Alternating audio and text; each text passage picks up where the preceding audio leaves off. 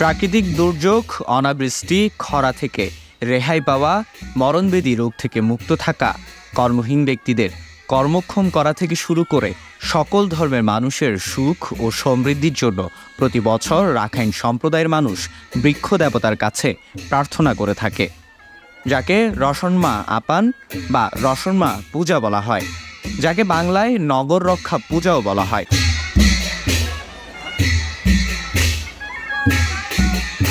কক্সবাজারের ৩টি স্থানে ৩টি আদি বৃক্ষের কাছে এই নগর পূজা পালিত হয়েছে। রাখাইন ধর্মাবলম্বীদের বিশ্বাস ৩টি বৃক্ষে ৩ জন দেবী রয়েছে, যারা হলেন ৩ বোন। প্রতিদিন তারা নিশি রাত হলে ঘোড়ায় চেপে পুরো কক্সবাজার নগর প্রদক্ষিণ করে ও মানুষের দুঃখ দুর্দশা দূর করে।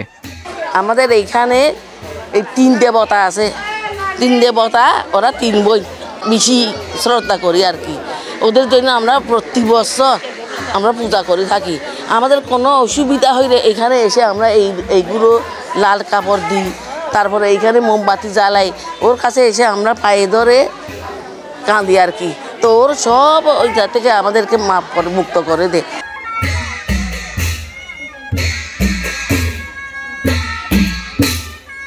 প্রতি বছর নির্দিষ্ট একদিন, বিশেষ করে রাখাইনদের নববর্ষ পালনের পর যে কোনো একদিন রসনমা পূজা পালিত হয়ে থাকে। তারই ধারাবাহিকতায় শনিবার বিকেল থেকে এই পূজা পালিত হয়েছে। প্রথমে বদর মোকাররম, তারপর কানাইবাজার সংলগ্ন খাদ্য গুদাম এবং সর্বশেষ কোর্ট বিল্ডিং সংলগ্ন বৃক্ষদেবীকে প্রার্থনা করে এই বছর রসনমা পূজার সমাপ্তি করা হয়।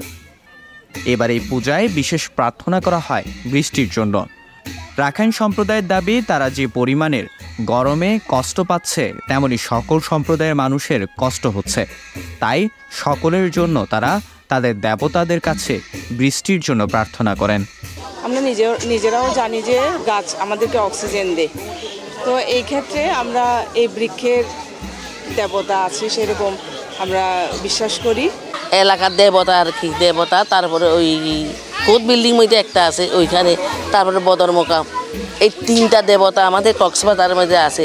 ওদেরকে আমরা প্রতি বছর এই পূজা করি। আদিমকাল থেকে করে আসছি, প্রত্যেক বছর এই পূজাটা আমরা করে থাকি। সবাই যেন ভালো থাকে, সুস্থ থাকে। শুধু রাখাইন নয়, সকল ধর্মের মানুষ যাতে মিলেমিশে সুখ শান্তি বজায় রেখে আগামী দিনগুলো আনন্দের সাথে কাটায় এবং দেশ যাতে সকল প্রাকৃতিক দুর্যোগ থেকে মুক্তি পায়, এমনটাই প্রার্থনা নগর রক্ষা পূজায় রাখাইনদের। মিকাত হোসেন, CCN।